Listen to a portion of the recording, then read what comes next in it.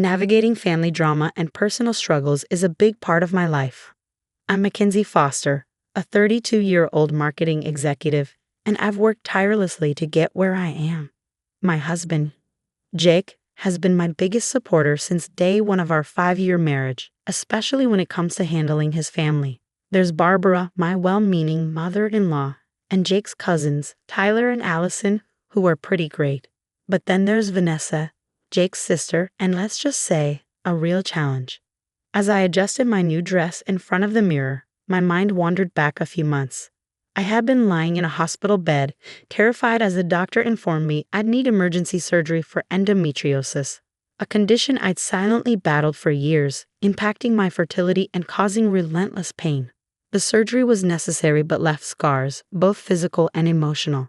I chose to keep it private, partly because it was deeply personal and partly to avoid the inevitable questions and pity, especially from Vanessa, who'd likely turn my struggle into fodder.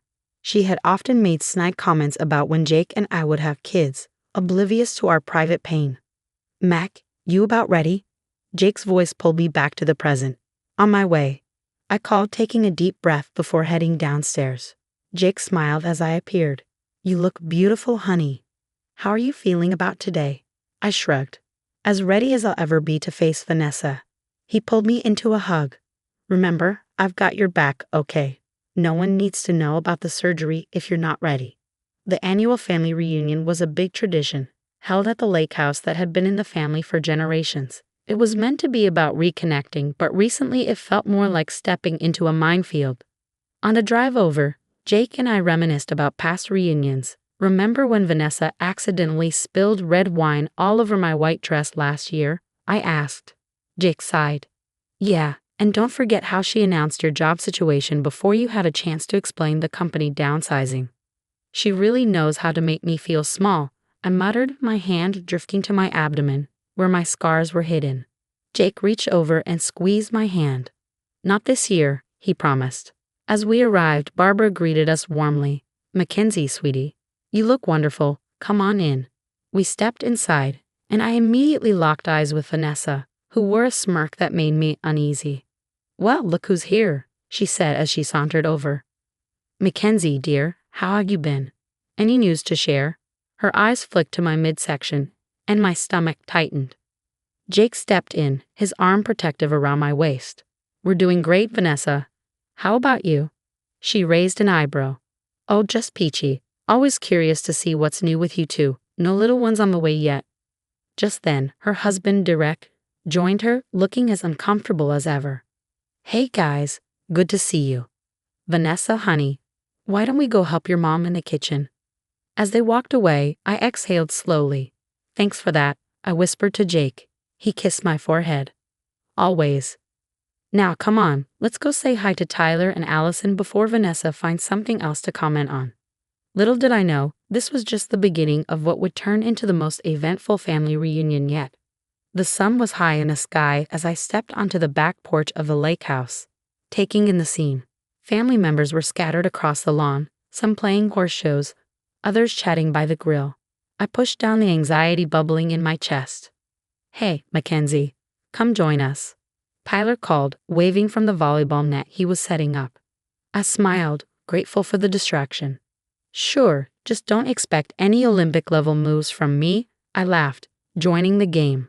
But I could feel Vanessa's eyes on me from where she sat with a group of aunts. I did my best to ignore her, focusing instead on the game and the laughter of my teammates. After a while, Barbara called out, "All right, everyone, time for the family photo." We all gathered near the lake, jostling for position. I ended up near the front, with Jake's arm around my waist. Just as the photographer was about to snap the picture, I felt a sharp tug on my dress. "Oh, Mackenzie, your dress is all wrinkled. Let me fix that for you," Vanessa said, her voice dripping with fake sweetness. Before I could react, she yanked hard on the fabric. There was a loud rip, and suddenly I felt a rush of cool air on my skin. Everything froze for a moment as I looked down to see my dress torn open, exposing the scars from my surgery. Gasps echoed around me, and I stood there, paralyzed with shock and humiliation. "Oh my God," someone whispered. Jake quickly moved to cover me with his jacket. "What the hell, Vanessa?" he growled. Vanessa's laughter sliced through the silence. Oops, guess I don't know my own strength. Sorry about that, Mackenzie. I couldn't bear to look at anyone. Tears stinging my eyes, I turned and ran back into the house, ignoring the calls behind me. Once inside, I locked myself in a bedroom, sliding down against the door as sobs racked my body. A few moments later, I heard a soft knock. "It's me, Jake. Can I come in?" he asked. I hesitated before unlocking the door, and Jake slipped in, wrapping me in his arms. "I'm so sorry, babe. I can't believe she did that." Everyone saw Jake. "They all know now," I whispered, my face buried in his chest. "It's okay," he said softly. "You have nothing to be ashamed of." We sat there, him stroking my hair, until I heard voices in the hallway. "Vanessa, how could you do such a thing?" Barbara's voice was thick with disappointment. "Oh, come on, Mom. It was just a joke." How was I supposed to know she was hiding some big secret under there? Maybe if she wasn't so uptight all the time. I felt Jake tense beside me. "I should go out there." I grabbed his arm. "No, don't. It'll only make things worse." He sighed, pulling me closer. "You're right, but we can't let her get away with this." A newfound determination rose within me. I'm done letting her walk all over me. This ends now. This was about more than standing up to Vanessa. It was about reclaiming my dignity. No more hiding. No more shame. It was time to face this, scars and all. In the days following the reunion, I barely left the house. Jake did his best to comfort me, but the humiliation replayed over and over in my mind. Finally, I called my best friend Zoe. "I can't take it anymore," I said, my voice cracking. "Oh, honey, I'm coming over right now," Zoe said, and within an hour, she was at my door. As we sat on my couch, I poured out years of pent-up frustration about Vanessa's bullying and manipulation. "She's always putting me down, making me feel small," I explained. But this was a new low. Zoe listened, her brow furrowed. "Mackenzie, you can't let her keep doing this. It's time to stand up for yourself." "But how?" She always twists things around. "We gather evidence," Zoe said, a determined glint in her eye. "Build a case against her and show everyone who she really is." As we brainstormed, my phone buzzed. It was a text from Derek, Vanessa's husband. "Can we talk? It's important." Curious though wary, I agreed to meet him at a local cafe. When I arrived, Derek looked nervous, glancing over his shoulder. "Mackenzie, I'm so sorry about what happened at the reunion," he began. "But there's more you need to know about Vanessa." Over the next hour, Derek revealed a troubling history of Vanessa's behavior, not just toward me, but toward him and their children too. He mentioned financial issues and hinted that Vanessa had been acting strangely about money. "I think she might be doing something at work," he whispered, "but I can't prove it." Armed with this new information, I threw myself into investigation mode. I reached out to old colleagues of Vanessa's, piecing together a pattern of workplace issues. I combed through social media, finding signs of emotional manipulation toward her kids. But the most shocking discovery came when I started talking to other family members. Tyler pulled me aside at a coffee shop, looking troubled.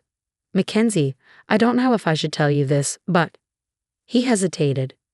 "Vanessa's been spreading nasty rumors about you and Jake, about why you don't have kids yet." My heart sank.